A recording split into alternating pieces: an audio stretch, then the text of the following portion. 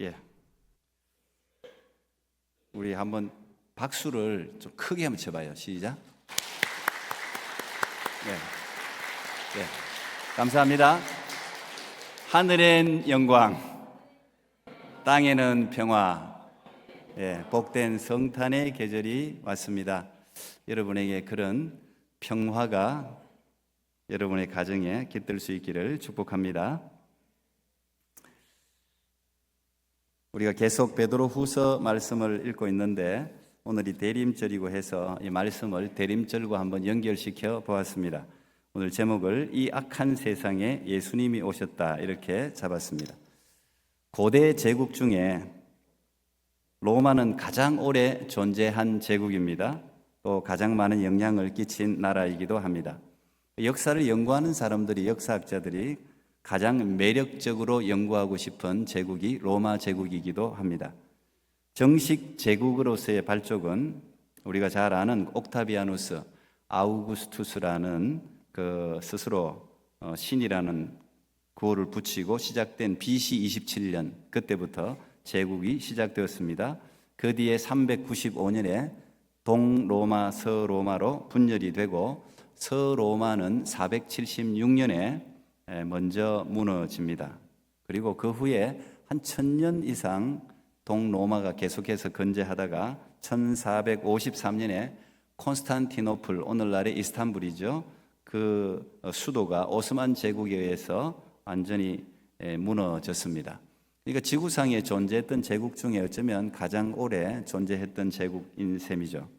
우리가 잘 아는 로마의 길, 로마의 법전, 또 로마가 피웠던 아름다운 문화 유산은 여전히 지금까지도 유효하고 존재하고 있습니다. 근데 이렇게 찬란했던, 이렇게 강대했던 이런 로마가 어떻게 무너졌을까? 이건 지금도 역사학자들이 계속해서 연구하는 퀘스천 중에 하나입니다. 제가 여러 책들 읽어보면 학자들마다 견해가 조금씩은 다른 것 같아요. 그 중에 윌 듀렌트라는 분이 1944년에 카이사르와 시저와 예수라는 책을 출간했는데 거기에서 로마 제국의 멸망에 대한 진단을 이렇게 내렸습니다. 위대한 문명은 내부에서 무너지기 전까지 그 누구에게도 점령당하지 않는다. 로마 몰락의 핵심 요인은 로마의 국민들, 도덕성, 계층 갈등, 무너지는 교역, 관료들의 폭정, 숨막히는 세금, 소모적인 전쟁에 있었다. 이렇게 진단을 했습니다. 한마디로 로마 제국이 무너진 것은 외부, 우리가 아는 게르만족이다, 겔트족이다 이런 외부의 공격이라기보다는 내부적인 타락이 그 원인이었다. 이렇게 진단을 했습니다. 우리도 아시다시피 로마인들의 사치, 향락, 또 난잡한 성생활 이런 것들은 상당히 굉장히 지금 많이 영화나 여러 미디어를 통해서 많이 알려져 있습니다. 근데 지금 베드로가 바로 그 로마의 중심부에서 선교 활동을 하고 있는 것입니다. 이 타락한 문화 속에, 로마의 문화 속에 베드로가 돌봐야 하는 약물이들이 그대로 지금 노출되어진 상황입니다. 지금 우리도 마찬가지인데 좋은 문화든 나쁜 문화든 우리는 어쩔 수 없이 우리의 발을 이 땅을 딛고 살아가는 존재들이기 때문에 영향을 받을 수밖에 없죠. 이게 우리의 크리스찬들의 고민이라고 생각이 됩니다. 우리가 지금 캐나다 살고 있는데 캐나다 살고 있으면 캐나다 법의 통치를 받지 않을 수 없죠. 21세기를 살아가고 있기 때문에 21세기에 통용되는 이 21세기의 문화의 영향을 저나 여러분이나 우리 자녀들이 받지 않을 수가 없습니다.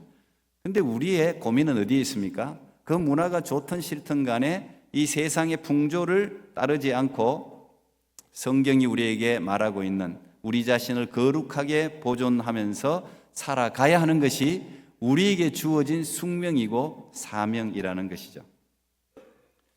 베드로 사도는 이런 그 당시 로마 사회에 팽배해 있던 이런 악한 문화들을 쭉 이렇게 나열하면서 그 중에 대표적으로 소돔과 고모라를 언급하고 있습니다. 오늘 2장 6절인데요. 소돔 고모라가 멸망했다는 것은 예수 믿는 사람이나 믿지 않는 사람이나 역사적인 사실로 우리가 오늘 배우고 있습니다. 베드로는 이렇게 소돔 고모라를 하나님이 멸망시켰는데 그 이유는 이거다, 이렇게 평가를 하고 있습니다.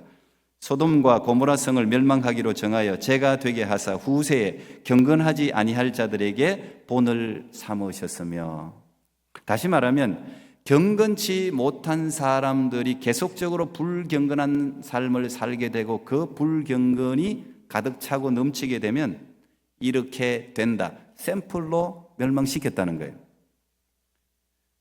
아마 이 사실이 경건한 자들에게는 위로를 줄 것이고 불경건한 자들에게는 경고를 주는 것일 겁니다.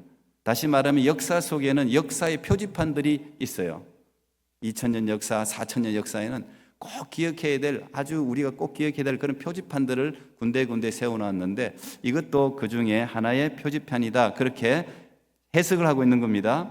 그리고 베드로 사도는 우리가 이 시대를 왜 불경건한 사람들이 다수를 차지하면서 살아가고 있는가, 그 이유를 거짓 가르침에서 찾고 있습니다. 1절인데요. 백성들 가운데 거짓 선지자들이 많이 일어날 것을 베드로 사도가 지금 1절에서 경고를 합니다. 근데 거짓 선지자의 특징은 뭡니까? 거짓 가르침이죠. 거짓 선지자라고 하는 이유가 거짓 가르침, 거짓 교리를 설파하기 때문에 우리는 거짓 선지자라고 이야기하는 것입니다. 그런데 백성들이 거기에 대부분 현혹됩니다. 왜냐하면 거짓 선지자의 메시지는 다 달콤해요. 그리고 너무 현실적이에요. 우리가 받아들이기에 너무도 쉬운 것들이에요. 그러니까 그때나 지금이나 다 받아들인다는 거죠. 사람들이 받아들이기 시작하면 그것이 뭐가 됩니까? 트렌드가 되고 그게 문화가 되는 거예요.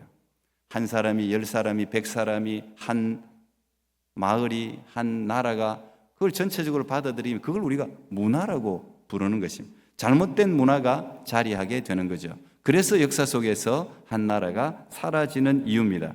오늘 2절에 새 번역에 이렇게 번역해놨는데, 많은 사람이 그들을 본받아서 방탕하게 될 것이니 그들 때문에 진리의 길이 비방을 받게 될 것이다. 이런 거짓 교리들, 거짓 가르침들이 편만한 시대의 특징은 진짜를 전하는 사람들이 무시받는 거예요. 진짜를 말하면 오히려 조롱받아요. 거짓 가르침은 반드시 사람들을 방탕하게 만듭니다. 거짓 선지자들의 특징은 그들의 삶이 정결할 리가 없습니다. 그때나 지금이나 거짓 선지자, 우리가 이단들이기도 한데요, 그 특징은 그냥 쉽게 이야기하면 두 가지가 반드시 공통적으로 나타나요. 돈, 섹스예요. 3절을 보십시오. 그들이 탐심으로서 지어낸 말을 가지고 너희로 이득을 삼으니, 이렇게 개역 개정에는 되어 있는데 새 번역을 보면 또 그들은 탐욕에 빠져 그럴듯한 말로 여러분의 호주머니를 털어갈 것입니다. 그렇게 번역해놨어요. 대부분의 모든 이단들, 잘못된 거짓 선지자들의 집단에는 반드시 돈이 관여되어 있습니다. 모든 따르는 무리들의 호주머니에 있는 돈이 전부 거짓 선지자의 주머니로 들어가게 되어 있어요. 두 번째, 거짓 선지자의 특징은 성적으로 문란하다는 거예요. 그 안에 들어가면 대부분 성적으로 문란합니다.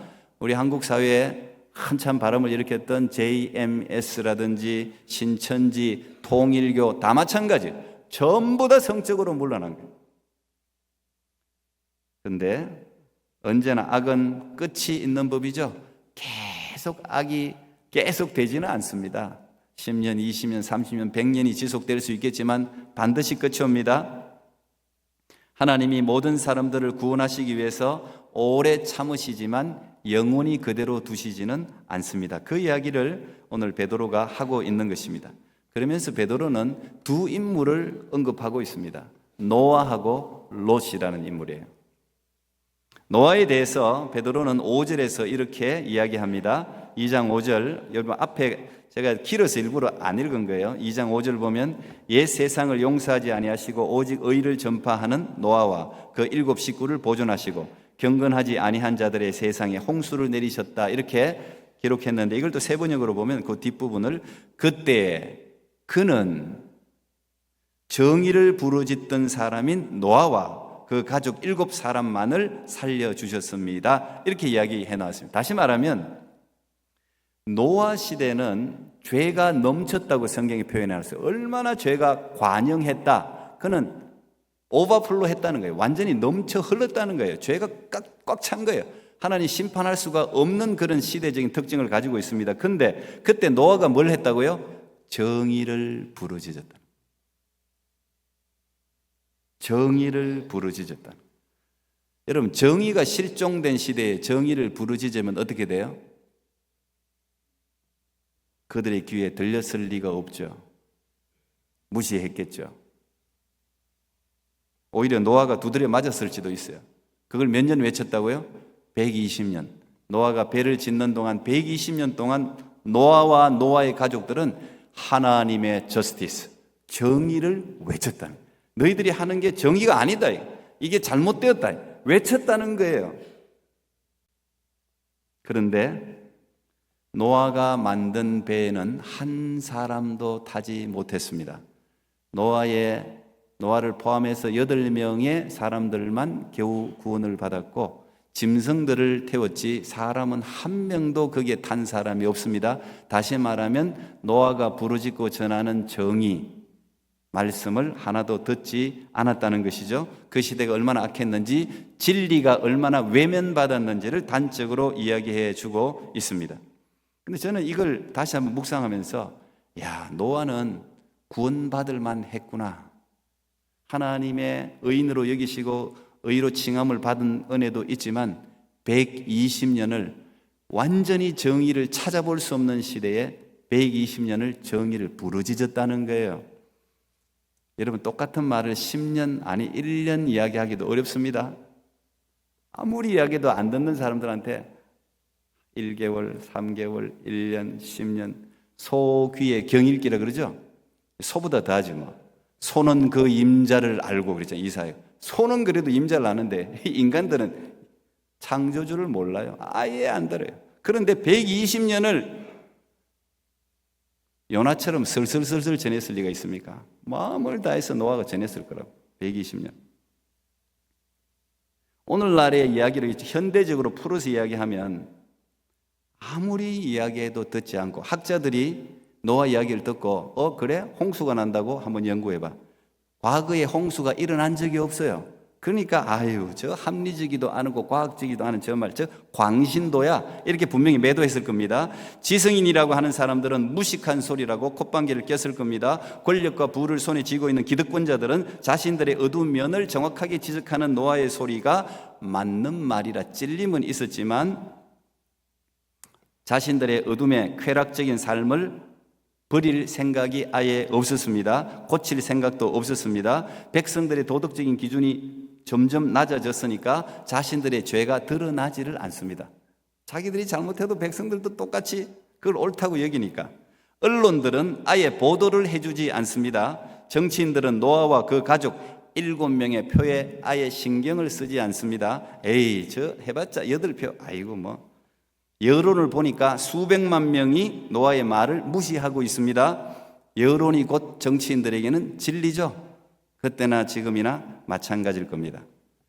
요즘 글쎄 그 한국 뉴스를 보시는 분이 계실지 모르겠는데 우리 아이들 중에는 그걸 보는 사람이 있나 봐요. 저보고 정우성이라고 아는 게 묻더라고. 정우성 배우 아세요?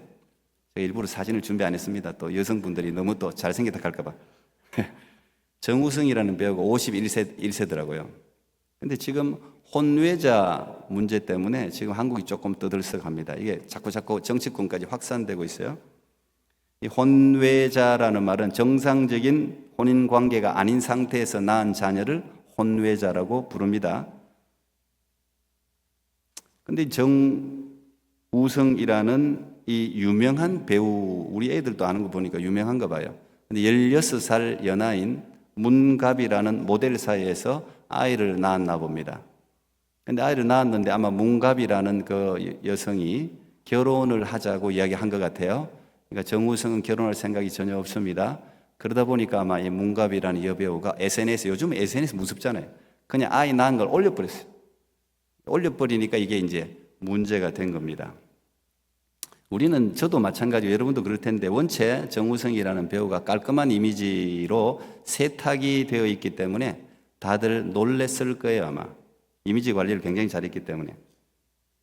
근데 정우성이라는 이 배우가 남성다운 건지 깔끔하게 자기 아이가 맞다. 그건 이제 법적으로 굉장히 중요한 거예요, 이게. 자기 아이가 맞다 그러면 이 사람은 상속권이 그 아이에게 가는 거예요. 나중에 특별한 유서를 쓰지 않는 이상은. 자기가 맞다 그랬어요. 당당하게. 그것도 청룡영화제라는 이 굉장히 중요한 공적 장소에서 자기 사생활을 변명하는 이야기를 거기서 했습니다. 근데 그 이야기를 하니까 앉아있는 배우들은 다 박수를 쳤습니다. 뭐 왜 박수를 쳤는지 잘 모르겠는데, 역시 글쎄 멋있다고 생각했는지. 여러분, 이게 이 시대에 통용되는 가치관과 상식의 수준입니다. 그리고 영국 언론이라든지 여러 서양 사회에서는 한국에서 이게 왜 이렇게 문제가 되는 거야? 그렇게 이야기합니다. 왜? 서양 사회 미국이든 영국이든 흔하게 일어나는 일이니까. 대통령까지도 부인이 몇 명씩 되는데 이게 무슨 큰 일이야. 정우성이라는 배우가 양육비를 책임지면 되지. 양육비 준다잖아. 자기 자식은 책임진다잖아. 사람들은 그렇게 생각하는 거예요. 별로 큰 흠이 안 된다. 이게 왜 문제가 되지? 벌써 서양의 시각은 그렇습니다. 저도 이 소식을 듣고 깜짝 놀랐어요. 제가 이 소식을 딱 들었을 때, 그렇지, 그럴 수 있지. 양육비를 주고 당당하게 자기가 아버지라고 밝힌 거 보니 그래 용기는 있네. 순간적으로 제가 거의 동조하더라고요. 제가 동조하고 있는 모습을 보고 제가 깜짝 놀랐어요. 저도. 이걸 그냥 가볍게 스쳐 지나가는 그런 저 자신의 모습을 보면서 와, 목사인 나도 이 세상 풍조에 이렇게 물들어 있구나. 제가요 진짜 깜짝 놀랐어요. 그러면서 제가 문가비 씨에 대해서 한번 생각을 해봤어요. 물론 둘이 좋아서 그렇게 관계를 하고 아이를 낳았겠죠. 문가비에 대한 그 여인에 대한 사회적 비난도 아마 폭주하고 있는 것 같아요. 아마 정우성 팬, 요즘 팬들이 문제잖아요. 막 이야기하는 모양인데, 근데 저는 앞으로 태어날 아이에 대해서 생각을 해봤어요. 태어나자마자 비정상적인 관계 속에서 아이는 자라게 되죠. 자신이 어떻게 태어나게 되었는지도 곧 듣게 되겠죠. 문갑이라는 배우가 또 다른 남자와 결혼을 할지는 알 수가 없지만 출발부터 왜곡된 가정에서 아이는 자라게 되는 겁니다. 물론 동성애 생각하면 이것도 아무것도 아니라고 생각할 수 있을지 모르겠는데, 이제 이걸 사회적으로 공인하게 되면, 용납하게 되면, 지금 분위기는 그래요. 보니까 용납하게 되면 어떤 현상이 일어납니까? 돈 있는 남자는 자기 마음대로 해도 돼. 어떤 여자들인지 관계를 해서 애가 안 나오면 좋고, 애가 나오면 양육비 주면 되고, 결혼은 안 하면 되고. 아마 정우성 씨도 아마 또 다른 여자가 풍설에는 있는 것 같아요. 결혼을 안 하겠다는 거예요. 제가 어느 한 배우자를 비난하고 싶은 생각은 없지만 옳은 것은 아니다. 이런 풍조가 이 편만해진다는 거. 더구나 이 벌써 서양권 이쪽에서는 이게 당연한 건데 한국에서는 아직도 보수적인 경향들이 있기 때문에 서양 사회에서는 이걸 이상히 보는 거예요. 그걸 왜 그렇게 큰 문제 삼냐면, 유명한 배우가, 돈 있는 배우가 양육비 준다는데, 그나마 지금 한국이 그나마 괜찮은 거예요 지금. 그런데 삽시간일 겁니다. 지금 벌써 이런 풍조가 만연해 있다는 거예요. 옛날에도 그랬어요. 지금만 그런 게 아니에요. 그래서 바울은 그 로마에 보내는 편지를 통해서 오늘날과 같은 그런 풍조가, 그때도 이보다 더한 일들도 많았죠. 로마에는. 그 로마 사회에 만연해 있는 이런 풍조를 보면서 이제 막 베드로와 바울이 활동하던 시대는 이제 막 교회가 탄생하고 이제 막 크리스찬들이 일어나던 초창기였잖아요. 그 사람들에게 뭐라고 이야기합니까? 우리가 너무 잘 아는 말씀이죠. 로마서 12장 2절. 너희는 이 세대를 본받지 말고 오직 마음을 새롭게 함으로 변화를 받아 하나님의 선하시고 기뻐하시고 온전하신 뜻이 무엇인지 분별하도록 하라. 그렇게 경고를 했습니다. 그와 함께 살아가야 하는 로마에 거주하는 기독교인들에게 경각심을 주려고 했던 거죠.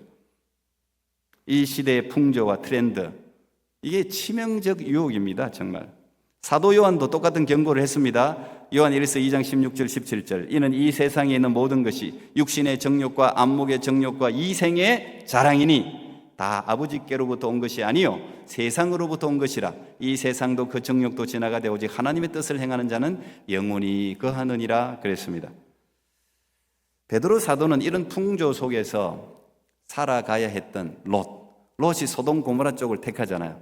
그런 풍조가 만연한 걸 모르고 들어갔다가 이 오늘 베드로가 롯에 대해서 이렇게 평가를 하고 있습니다. 7절 8절입니다. 2장 7절 8절. 무법한 자들의 음란한 행실로 말미암아 고통당하는 의로운 롯을 건지셨으니 이는 이 의인이 그들 중에 거하여 날마다 저 불법한 행실을 보고 들으므로 그 의로운 심령이 상함이라. 그들이 평가를 굉장히 좋게 해주고 있어요. 아주 타락한 문화, 소돔과 고모라의 문화 속에 들어가서 살았던 롯이 괴로웠던 것 같아요. 괴로워한 거예요.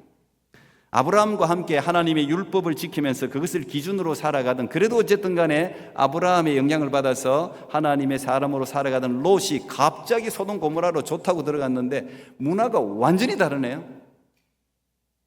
완전히 타락한 문화, 자기가 생각하는 거하고 너무 다른 문화 속에서 괴로움이 어떤 게 맞는 거야? 뭐가 맞는 거야? 헷갈린다. 근데 사람들은 너무도 당당하게 떵떵거리면서 잘 살고 있는 거예요. 아무런 죄책감을 가지고 있지 않는 거예요. 자기들이 옳다는 겁니다. 롯도 아무 소리도 못하고 숨 죽이면서 큰 소리도 못하고 이게 옳다고 말도 못하고 다 똑같이 그렇게 하니까.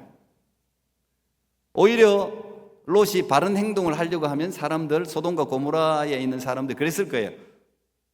롯을 조롱했을 거예요. 야, 너만 별나게 행동하지 마. 뭐 이랬을 건지도 몰라요. 야, 괜찮아. 뭐 술 한잔 하고 마약도 한번 해보고 이쁜 여자들과 하룻밤도 한번 자보고 아무렇지도 않아. 야, 어때? 너 부자잖아. 롯이 부자였잖아요. 돈을 가졌잖아. 이 여자 저 여자 뭐 어때? 양육비 주면 되지. 다들 그렇게 해. 뭐 그랬을지도 몰라요. 충분히 그러고도 남았을 도시가 소돔 고모라였어요. 그런데 오늘 현대인의 성경에서는 롯은 그들의 악한 짓을 보고 들으면서 날마다 괴로워했다 이렇게 번역을 해놨어요. 그리고 하나님은 그것을 의롭다고 인정하셨다. 의로운 롯이라고. 여러분 새삼스럽죠? 날마다 세상의 문화를 보고 들으면서 너무 괴로웠던 거야. 자기의 기준하고 너무 다르니까. 여러분 어때요? 여러분 이 시대의 문화를 보면서 괴롭습니까? 정우성씨 사건을 보면서 여러분 뭐 별거예요. 요즘 저보다 다한 것도만 그냥 넘기십니까? 어때요? 만약에 괴로운 고통 가운데 있다면 하나님 그걸 의롭게 본다는 거예요. 그걸 의롭게 본다. 이 시대와 정말 너무 닮았다고 생각하지 않습니까? 그래서 저는 이런 걸 보면 참 위로를 받아요. 전 너무 괴롭거든요, 사실. 이 시대 보면 너무 괴로워요. 우리가 읽은 9절부터 14절까지 베드로 사도는 이 시대를 어떻게 묘사하는지 몇 가지를 제가 뽑아서 한번 나열해 볼게요. 성경이 다 있는 말씀들이에요. 10절, 이 시대 사는 사람들을 육체의 정욕대로 사는 시대, 하나님의 권위를 멸시하는 시대, 대담하고 거만하게 아무런 두려움 없이 하늘의 영광스러운 존재를 비방하는 시대 그랬습니다. 12절에는 이성 없는 짐승 같아서 알지도 못하는 것을 비방하는 시대라고 진단하고 있습니다. 13절에는 대낮에 흥청거리면서 먹고 마시는 것을 낙으로 삼는 시대. 이거 제가 다 세 번역으로 지금 여러분에게 말씀드리는 거예요. 남을 속이고 쾌락을 즐기는 더러운 사람들이라고 그렇게 평가를 합니다. 14절, 오늘 14절까지만 읽었는데 14절, 음심이 가득한 눈으로 끊임없이 죄를 짓는 시대, 믿음이 약한 사람들을 유혹하는 저주받은 자식들, 이렇게 평가했어요. 그런데 14절까지만 제가 읽어서 그렇지 15절부터 쭉 더 읽어봐요. 계속해서 베드로 입에서 막 거침없이 그 시대에 대해서 신랄하게 비판하고 있습니다. 이성 없는 짐승 같은 사람, 더러운 사람, 저주받은 사람, 아마도 베드로가 할 수 있는 가장 저주의 말들을 언급하고 있지 않나 생각이 될 정도입니다. 그리고 쭉 해서 이야기하다가 2장 마지막 절을 어떻게 마무리합니까? 그 당시 유명한, 오늘날도 통하는 속담 하나로 마무리를 합니다. 2장 22절입니다. 참된 속담에 이르기를 개가 그 토하였던 것에 돌아가고 돼지가 씻었다가 더러운 구덩이에 도로 누웠다 하는 말이 그들에게 응하였도다. 다시 말하면 유대인들이 가장 싫어하는 게 지금도 마찬가지죠. 개, 돼지 그러면 욕입니다. 욕. 베드로는 흩어진 나그네들에게 정말 그들을 사랑하는, 그들의 영혼을 사랑하는 아비의 마음으로 권면을 하고 있는 겁니다. 거짓 선지자들, 거짓 가르침 조심해라. 멀리해라. 그 유혹을 물리쳐라. 너희들이 어떤 사람들이냐? 너희들도 그 시대 속에서 살았던 뒹굴었던 죄에 뒹굴었던 사람들인데 예수님이 오셔서 예수 그리스도로 말미암아 영원한 지옥에 빠질 수밖에 없는 너희들을 겨우 구원해 놓았더니 거짓 선지자의 그 얄팍한 거짓말 가르침에 속아서 다시 원래의 자리로, 원래 개가 토하였던 곳을 다시 먹고 깨끗하게 씻어놨더니 다시 돼지가 원래 눕던 더러운 곳에 가서 눕는 거, 돌아가면 그것과 같다. 절대적으로 거짓 선지자와 거짓 가르침에 속지 마라, 그 이야기를 하고 있는 겁니다. 제가 이 말씀을 읽으면서 가만히 묵상해 보니까 여러분들이 참 불쌍하더라고요. 그리고 우리 아이들이 참 불쌍하더라고요. 참 불쌍히 여겨졌어요. 하나님께서 거룩하게 보존해 주시겠지만 거짓 가르침으로 난무한 이 세상을 거룩한 자녀로 살아내야 하는 롯과 같은 괴로움이 분명히 믿음 생활, 믿음을 지키기 위해 몸부림치는 사람들에게는 분명히 있을 거예요. 우리 아이들 중에도 괴로워하는 아이들이 있더라고요. 아빠, 이 도대체 이게 어떻게 돼? 예수 믿는 사람들도 다 이래 저래. 너무 괴롭다는 거예요. 뭐가 맞는지를 모르겠다는 거예요. 예수 믿는 사람들도 다 그러니까 뭐가 뭔지를 모르겠다는 거예요. 그래서 제가 심각하게 질문을 던질 때가 있어요. 뭐가 맞냐면, 아버지 생각에 뭐가 맞냐 말이에요. 괴로운 일이에요.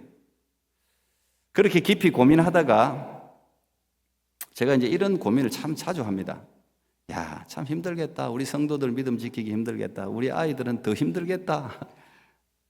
이 세상의 트렌드가 성경하고는 너무 반대로 지금 가고 있기 때문에 정상이 비정상이 되고 비정상이 정상이 되는 이런 시대에서 말도, 정상적인 말도 그게 진짜인데 진짜를 진짜라고 말하지 못하는 이런 시대를 우리가 참, 야, 목사조차도 이러니, 목사들도 조용하잖아요. 진짜를 진짜라고 말을 잘 못하잖아요. 강대상에서도 말 못해.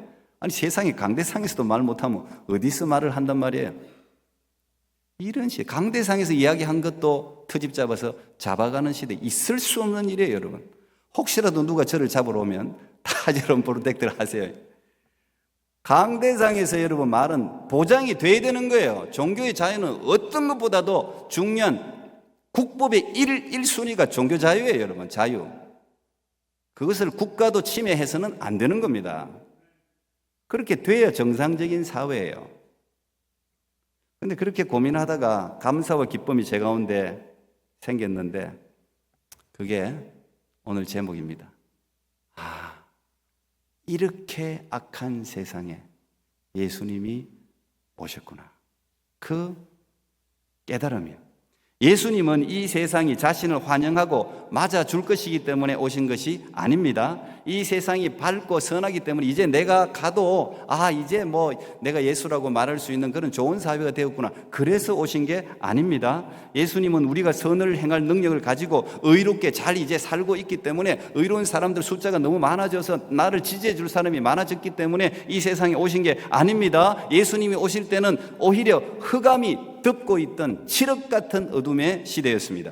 예수님은 사람들이 자신을 환영하기는커녕 조롱하고 침뱉을 것을 알고 오셨습니다. 여전히 우리가 예수님을 배반하기도 하고 이 세상의 풍조를 따라 유혹받으며 사는 연약한 존재들임을 알고 오셨습니다. 베드로같이 배신하는 사람들이 분명히 교회 다니는 사람들에게 수없이 많을 거라는 거 알고 오셨습니다. 우리가 깨끗해져서가 아니라 여전히 죄 가운데 뒹굴 수밖에 없는 죄인들임을 알고 자신을 우리들을 위해 대속물로 죽어주기로 작정하고 이 세상에 오신 것입니다. 로마서 5장 6절 8절 보니까 우리가 아직 연약할 때에 기약대로 그리스도께서 경건하지 않은 자를 위하여 죽으셨도다. 의인을 위하여 죽는 자가 쉽지 않고 선인을 위하여 용감히 죽는 자가 혹 있거니와 우리가 아직 죄인 되었을 때에 그리스도께서 우리를 위하여 죽으심으로 하나님께서 우리에 대한 자기의 사랑을 확정하셨느니라. 그렇습니다. 예수님은 경건하지 않은 우리들을 위해서 기꺼이 죽어 주셨습니다. 예수님은 우리가 여전히 죄인인 걸 아시면서 지금도 죄 가운데 뒹굴고 있다는 사실을 아시면서 겉으로는 거룩한 척하지만 속은 죄로 범벅이 됐다 하는 죄인임을 아시면서 우리를 위해서 죽어 주신 것입니다. 그것이 우리를 향한 하나님의 아가페적 사랑이었기 때문에, 내가 무조건적으로 네가 의롭게 됐기 때문에, 네 상태 때문에 네가 의롭게 될 걸 알기 때문에가 아니에요. 여러분들 기대하기 때문이 아니에요. 하나님의 무조건적인 전적인 사랑으로 이 세상에 오셨던 것입니다. 그래야 했기 때문에.